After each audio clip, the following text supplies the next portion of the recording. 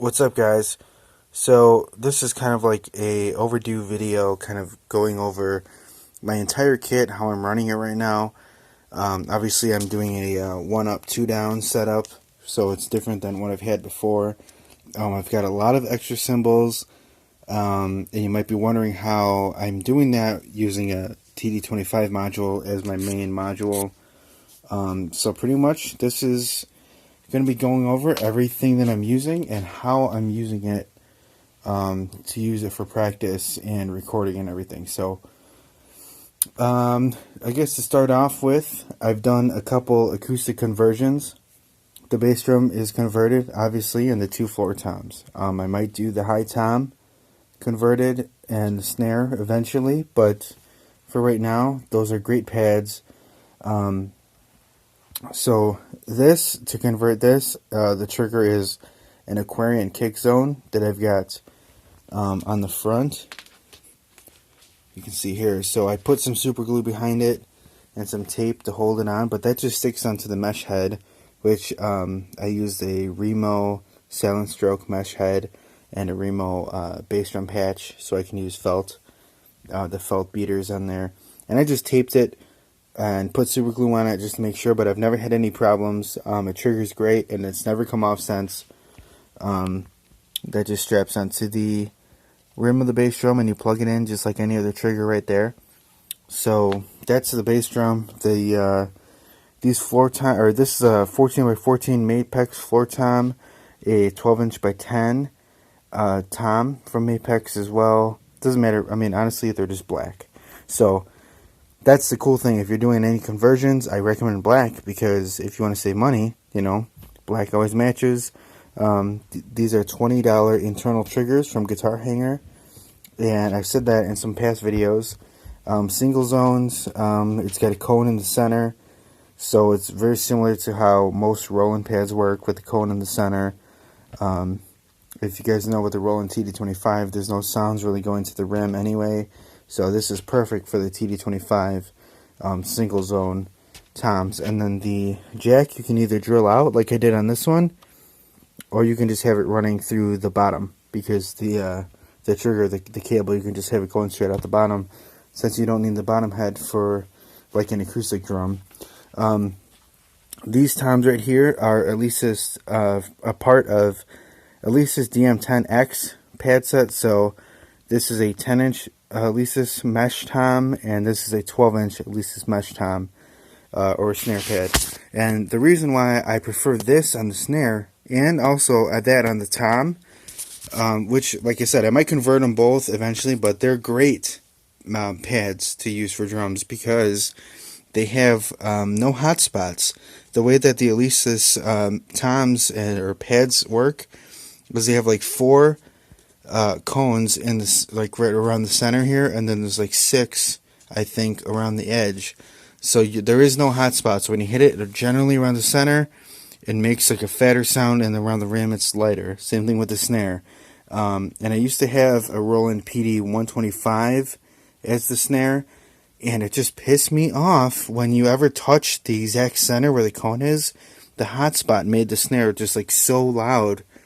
And I use this drum set to record and everything, and if you're doing anything with the snare and you accidentally hit that, it's just like a random really loud hit, and that really pissed me off. On top of that, as far as these Alesis pads, there's a little dial on the edge of each of them that you can dial in the sensitivity, like exactly just to how you play.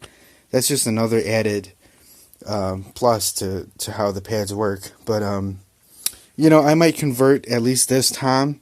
I really like the snare, though, because, like I said, the hot spot. But, I mean, for now, that tom works, and any other Alesis mesh tom pad or pad sounds really good. Moving on to what I'm using as far as pads for the cymbals.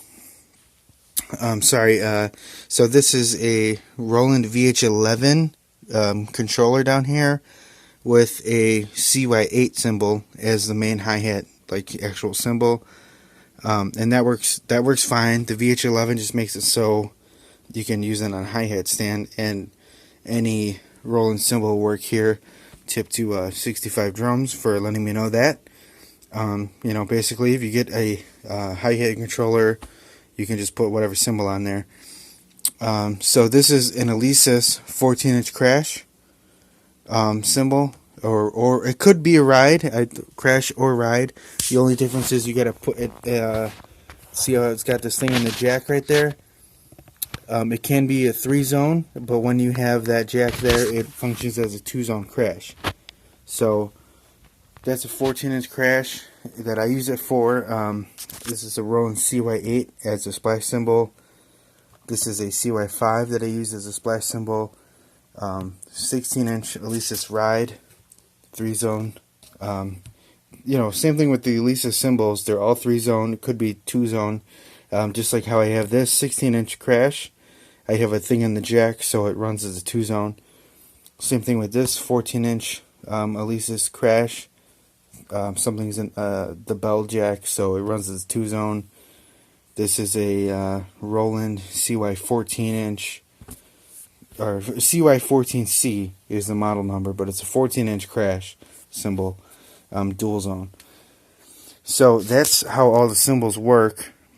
What pads I'm using. Now you can see I have two different modules. The Roland TD25 is known for having great sounds, but also known for having very limited expandability.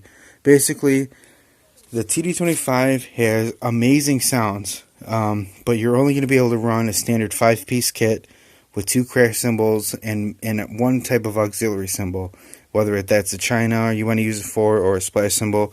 You can only have these main 2 crash cymbals and then either a China, one China, or one splash cymbal, and that's it. And you have 3 toms, you know, like a main setup. So that wasn't enough for me because I want to use this to record. I have drummers come in here for band practices. I don't want them to feel limited, and I don't want to feel limited when I'm recording. So I wanted to expand it so I can have dedicated cymbals. Like in all my my kit setups now, this is always some type of crash, some type of or no, not crash, some type of China, whether it's you know, in the 25. This is run off the 25. Oh yeah, okay, so I'll tell you what the 25 is running, and then, you know, you'll get the idea. So pretty much the 25 is running all the toms, the bass drum, hi-hat, this one splash, ride, stacker, or this cymbal here, and this cymbal. So pretty much what the 25 is, the crash 1 is going to that, and the crash 2 is going to this, and then the auxiliary is going here. And the reason why I did that is because then I can adjust on the 25 per patch what splash that I want to go with that patch, and also what I want this to be. And also to add on to that, the TD4 module is running both my crashes, this 16-inch crash and the 14-inch cymbal, you know, that I'm using, 16 and 14 cymbal, and this splash cymbal. So the reason why I got the 14-inch, sorry, not the 14-inch, the TD4 module instead of what I used to be using was the TD11, is because the samples in the TD4 is using the crash options are medium and dark crashes, and it just so happens my favorite crash sounds out of the TD25 are the dark crash samples. So that's what's in the TD4. So if you want to expand that, the TD25, I recommend getting a TD4 module because that has some of the best crash samples in there, and it blends perfectly. I mean, if you want to expand a Roland module, it just makes sense to get another Roland module. I tried to do it with an Alesis module, and it just did not blend right. It didn't have the same like feel to it, characteristic, especially if you're recording or something like that. So I use the 18-inch dark crash sample from the TD4 for this one, which I normally use that from the TD25, so it was an easy switch over. 18-inch dark crash, and then on this one I used the 18-inch medium crash sample So it's not a big interval difference, but they sound a little different. It sounds really good, honestly. And for this one, the TD4 only has one splash sample, and it's a really high pitch, like quick splash sample. So it's perfect for as your main like steady samples that stay the same. Like in an acoustic kit, you have your crashes, and that's your crash sounds. So it's not that big of a deal. And when you go to switch your kits on the 25, it changes most of everything. You can change that to a different pitch splash from the TD25. You can change this to another crash if you wanted to from the TD25. Different china, all that stuff. The whole kit changes besides your two main crashes and the splash from the TD4. So that's how I have it run. As far as just like generally, with the kits. I'm going to make another video on how I actually run everything to the PA simultaneously, also connecting these two modules together. Also, so just in a nutshell of what I will come out with the next video, I'll show you how I run this module with that one at the same time, stereo both of these to this mixer. Also how I also go to the PA at the same time as able to record, at the same time as I can also run to my in-ears while I'm playing drums and run like a phone recording or like a backtrack, or play new like YouTube tracks or something like that through a module or through a mixer. So I have two mixers going on here. It's pretty complex, but I'll make another video on that. But I hope this explains and shows you how you can expand a Roland TD25 module and really just have like a dream kit, because playing on this kit, as you can imagine and see, it's just like playing an acoustic kit. And that's exactly what my goal was. Like, I wanted to be able to jam on this and have drummers come and play on my electronic kit and not have any qualms about it. Just like, play on it and jam on it. Like, it might be a slightly different setup, but I want them to feel like home, and it really does. Like, if you go and play acoustic kit, when I go and play an acoustic kit at like Guitar Center or something, just jamming, I don't feel like my practice from home isn't translating to an acoustic kit. So that was my goal, and this is really the way to go about it.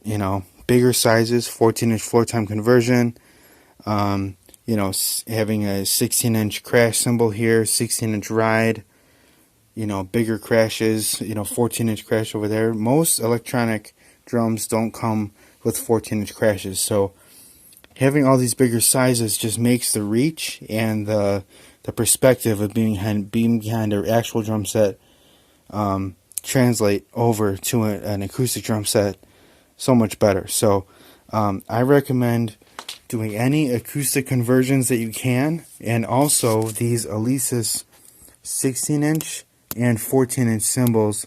I recommend them, and I know some of the bigger YouTube channels like Justin at 65 Drums really don't like these cymbals because he thinks they feel cheap.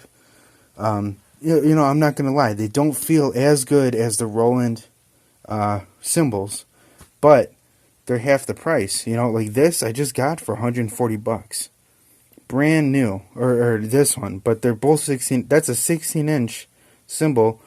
These other ones I've been playing for a few months now.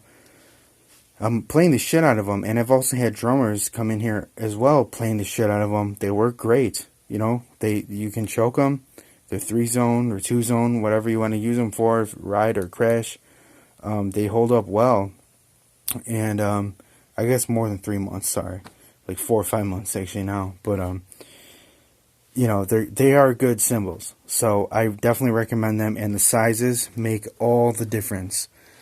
Same thing with the bass drum is one of the biggest differences. So you have any questions, let me know. I always respond to my YouTube comments. So I hope this helped a lot and inspired you to build up your own electronic drum set and not just pay out the ass for, the package deal that they give you from Roland or Alesis or whoever you're going to go for that has shitty sounds and pads that are like 8 inches. You know what I mean? Like, you can do way better for that, better than that for like half the cost. So that's where my inspiration is, and I hope this inspired you. All right, thanks.